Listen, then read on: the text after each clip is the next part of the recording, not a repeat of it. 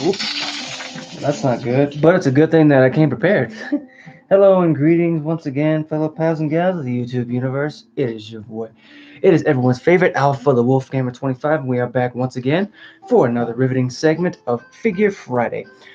Well, I'm pretty sure that you know by now because it's that special time of the week where we spend some quality time together and I basically nerd out about all things figure, Funko, merchandise, memorabilia related of all kinds, shapes, colors, and sizes. You better believe anything of that sort you will find right here on this channel, folks. You better believe it anyway. But before the holiest moments, as you know, we here in this Wolfpack, we care about one another, and I want you guys to be able to feel as relaxed, calm, just just be able to feel at ease as much as possible. So, if you haven't already, please do your boy a favor and go grab something to eat, something to drink, or maybe a snack if you want to. And as you know, I'll be right here waiting because as you know, this is a big green zone, and I want you guys to know that you are safe here, and I want you to feel safe. So please go and help yourself, and I'll be here waiting. So yeah, luckily, as I said, I came prepared because, yeah, little mishap with a Ramune here. Luckily, though, in the event of anything that would happen just like that, I had towels on the ground. Luckily, because I knew I had a strange feeling about this one, mainly because as I was trying to push the little top opener, for some reason it went in like kind of jagged, so I wasn't able to push in the whole thing at the same time. So that's resulting in kind of a mess on the floor, but it's quite all right because it's perfectly fine. And of course, since it's taken care of, now I get to enjoy it. Tonight's flavor is the orange flavor. Now, I have tried it before. It's just as I said, to me, the strawberry hits different because I think that's probably going to be my favorite is the strawberry. So I invite you guys to try it because it's very good, very good.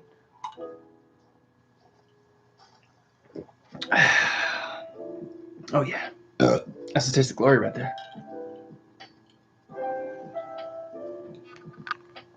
Oh boy, oh boy. Oh, who's buzzing me? Hmm? Okay. Oh yeah, and a small. I mean, I know most people don't really pay attention to this sort of thing, but me being a gamer, I actually heard about some sad news yesterday in the gaming world. As it turns out, there was I'm sorry, I'm still a little bit upset. There was a death in the voice acting world where 39-year-old Jeanette Mouse was pronounced by her fiance uh, that she had passed on at the after battling I'm sorry, after an 8-year battle with colon cancer. Now, for those of you guys who don't know, um, she had played many characters in a lot of different other games. A lot of other voices were behind her, but she was actually in the upcoming Rest in Peace. Like me personally, when the game does come out, I am gonna get it. You better believe I am gonna get it. In order to not only enjoy it, but I am going to be playing it in her memory because I feel like if I play the game, I'm able to preserve her memory. Or it's I know it's strange and anything, but it's just how I feel. Really, I think that would just be a good. But oh wow, we've actually hit the 4-minute marker. That's actually very good. We're actually behind schedule, which of course is not really. There's not really a schedule here because, as you guys know, I want to say hello and welcome back for those of you guys who will be joining us or watching this as a highlight.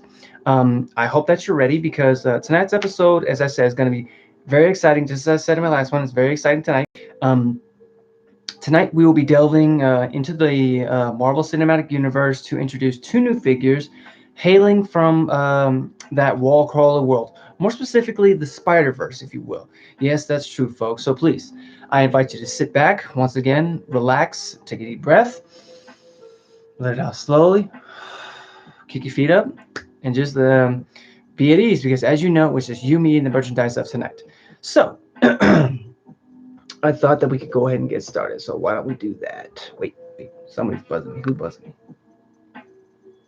Hmm.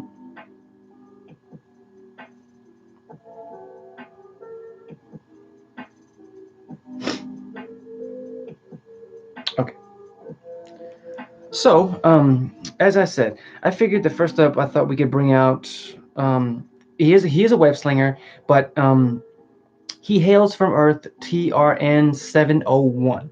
Now, like all wall crawlers in the spider universe, he was bitten by a radioactive spider. It did give him all the spider powers. Basically, he could do everything that a spider could do.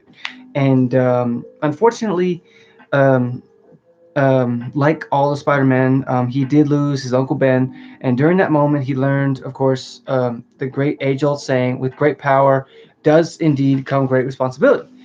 But the thing about this particular wall crawler, if you will, is, well, I mean, he is a little different, and the only reason I say that, folks, my chair up. Sorry.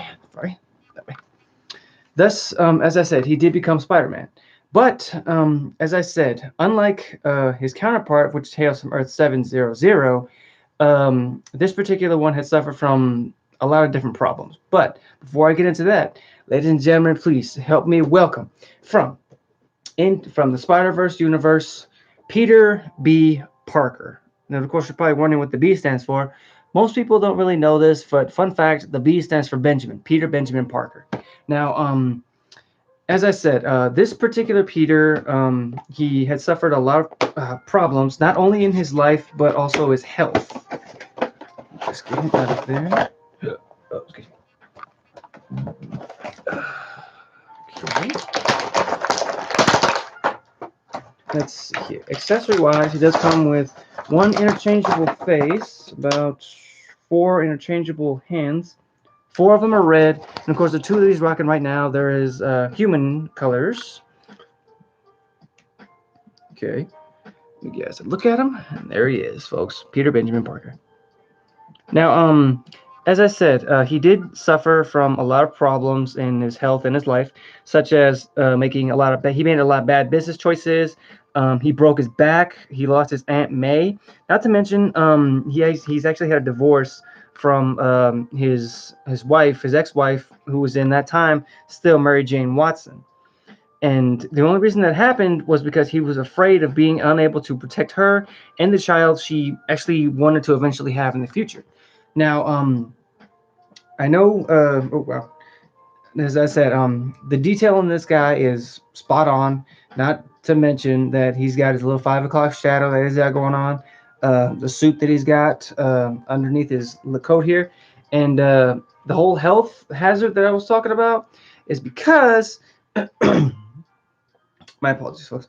Um, he actually has a gut. Sorry, because he's actually rocking the sweatpants here. If you can tell right there, he's got a gut. But there's a reason for that, and we're gonna get into it.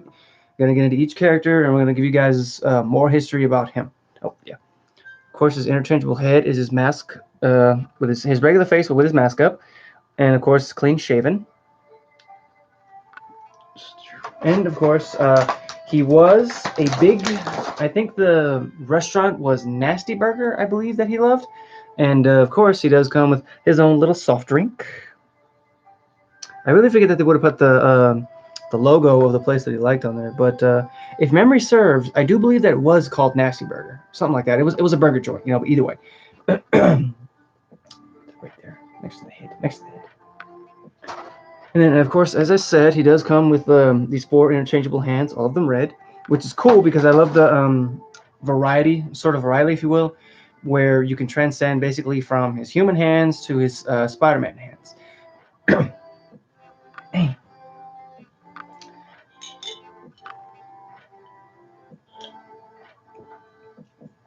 Oh goodness. Oh. Okay.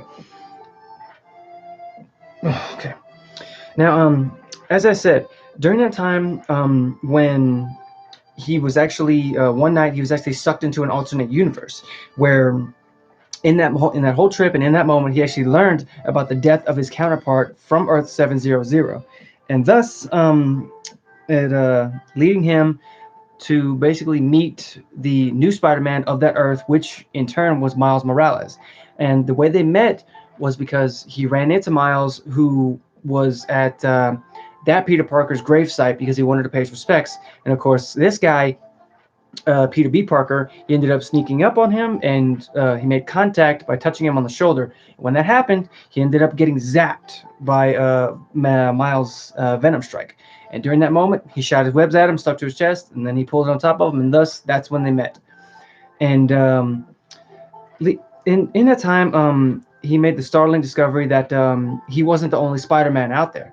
Thus, he had wanted to show. I'm sorry. Let me switch that back. Miles was actually looking to him to sort of show him the ropes on what it took to be a hero, because that's basically what Miles wanted to do in order to uh, basically fulfill the dying wish of that Peter Parker, which was to stop Kingpin around that time.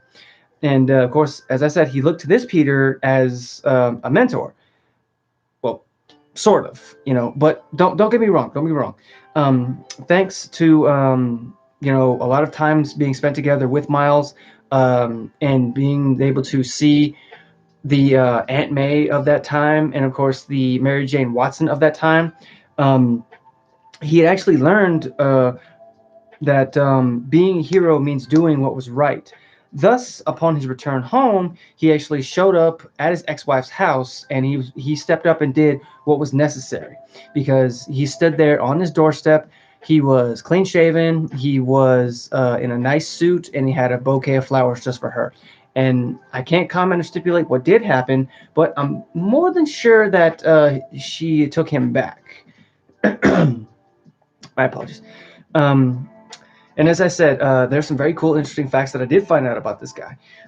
This Peter of that time was approximately 38 years old, and during that time, he started when he was only 16 years old, thus making him one of the older Spider-Men, more wiser Spider-Men of the Spider-Verse, since due to the fact that he was the hero for 22 whole years, and I mean that took a toll on his body, because as I said, he did go through a lot. He developed nasty eating habits. He became one with the pizza. I ain't gonna lie, which is why he has the little gut on him right now. And I love the fact that they include that on this figure, because they want to include so much detail on him, and I really appreciate that, because that's so cool. Although I love the fact that the figure itself is fully flexible, fully posable, which is good. Which is good. Yes, yes. High five, man. Yeah, me too, me too. And I love the fact that they gave him two different shoes, if you will. There's a looks like a worker's boot, and of course a tennis shoe. And it would have been cool, I ain't gonna lie, if the coat part did come off just by itself. Unfortunately, it is attached. But I still love the figure, and me being a huge lover of the Into the Spider-Verse movie, this just makes me feel a whole lot better, really. Oh yeah. Um, One really cool, interesting fact about this Peter Parker is the fact that he is actually implied to be Jewish. And then the only reason that's interesting is because most of the other Spider-Men in the universe, the Spider Universe, are either Protestant, or some can be Christian, or heck, even some can be atheists. Like, it's true, it's true. And I think that was just pretty cool due to the fact that it adds more variety to the character itself. It tells the story of him, and like how he came to be. Which, of course, like all the Spider-Man stories, they start off with, let's do this one more time, for real. His name was Peter B. Parker. And, of course, for the past 22 years, he was the one and only Spider-Man of his time. And, of course, you pretty much can take it from there, folks. I'm sorry. I apologize if I spoiled anything, and I do really hope that if you guys haven't seen this movie yet, I highly recommend it. It is a very big time one of my favorites. Which, of course, as you can tell, I decided to break out this shirt tonight for the festivities, which is pretty much what we'll be talking about tonight. Oh boy. Wait, what?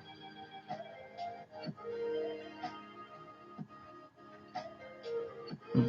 Okay. Well, that is interesting. Next, gonna get you standing up right there. Okay. Next up, we're actually going to kind of shift gears, if you will. We're going to take a walk into the villain side to introduce a world class criminal, and of course, one of the most dangerous thieves in America. Um, Well, along with having family ties to one of my favorite wall crawlers, that's right, folks, the uncle of Miles Morales, Mr. A. Ron Davis, aka the Prowler. That's right, folks, the Prowler. Now, I took the initiative earlier this morning for both figures, and I cut the devil's tape. That way, I was ready for you. And then, as I said, this is the other figure, one of the many other figures that was released from the Into the Spider-Verse movie. Yeah, yeah. Okay, I think he comes. Oh no, that's with that. Okay, that's fine. Let me just get. Okay, he comes with what looks like one accessory, and of course, it looks like a briefcase. Does it open? Does it open? That is the. Oh, it does. Oh, cool. Oh, cool. Wow, that's cool. Hey, if you need some money, folks, I got you. Look at that. I can't really comment or speculate how much that is, but 1, 2, 3, 4, 5, 6, 7, 8, 9, 10. I'd say that's well over 20, maybe 30 grand if I had to give a best guess.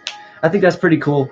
I didn't think the briefcase itself was going to open, but now I got our own little money stash. I'm just going to put this here. That way nobody can see. Wait, you saw. But yes, let me give you guys a look at him. All jokes aside, this figure, I ain't gonna lie, is badass. I ain't gonna lie. I love the paint job on him. It's high quality. It's right down to the movie figure itself, right down to the paint colors, the mask, the symbol on his chest. That's just incredible. I ain't gonna lie. The cape is removable, but I would have to remove Mr. Prowler's head here, and that's well, I don't think that's exactly PC. But some interesting info about this guy here. In the beginning, he was a burglar, cat burglar, of course, and a career criminal whose brother used to be his partner in crime. But of course, some years later, down the line, his brother actually reformed and, well, became a cop. Now, a cop and a father. My apologies. But Aaron, unfortunately, here he continued his life of crime, and of course, under the name of the Prowler. And during that time, he became distant from his brother, who eventually would want to track him down, bring him to justice. And while he was in Mexico, actually meeting with Scorpion, he was actually imprisoned for taking money, I believe it was. I don't know the full story, but yeah, yeah. I'm sorry. I gotta put him down. I'm gonna put him down, folks. I'm putting him down right here. I know, cause trust and believe. If I got the chance, I would just have fun with it and play with it all night. But I can't do that right now, mainly because we're here for the show. So let me just get one last little swig here, and then we'll move on, folks.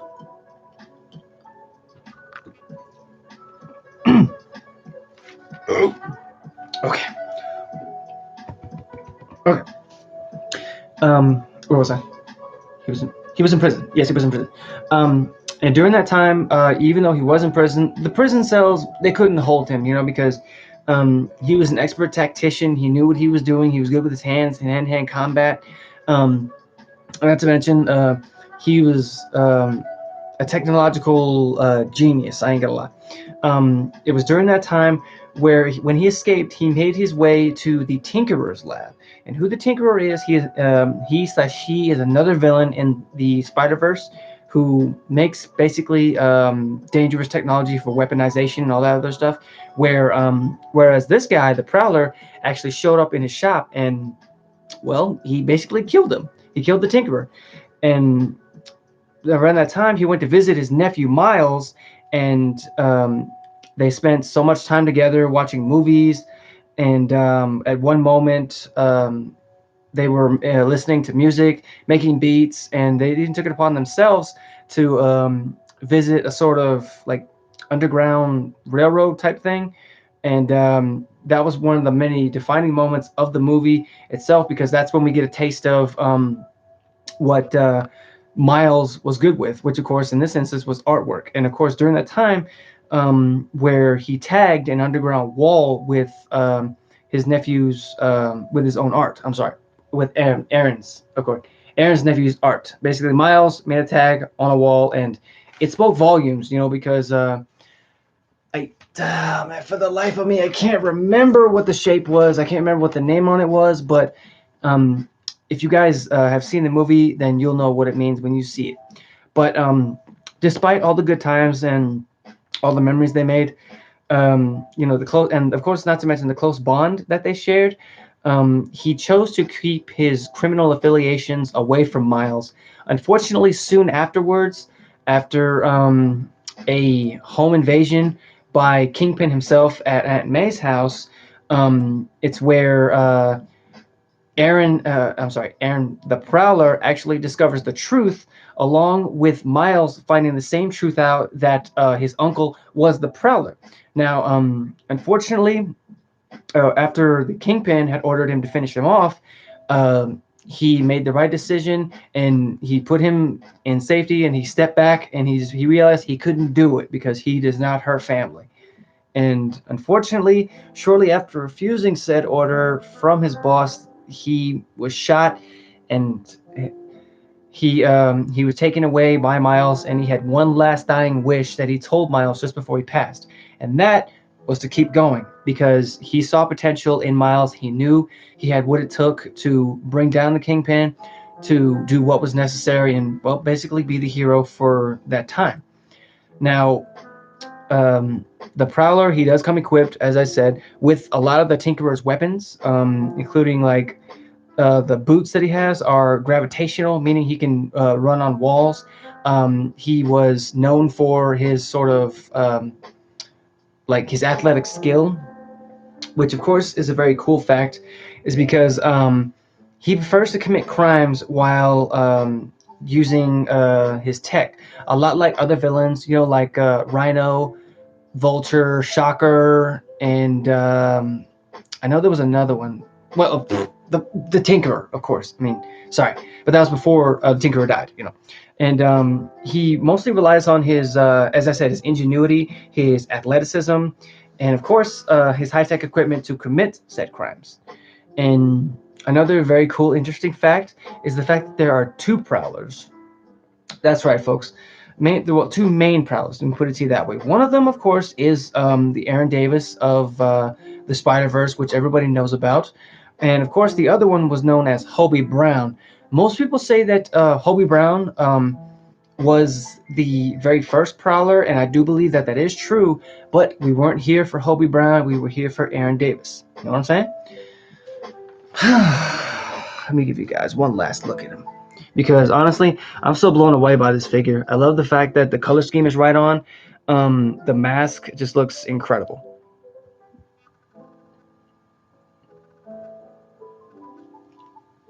Really, really cool.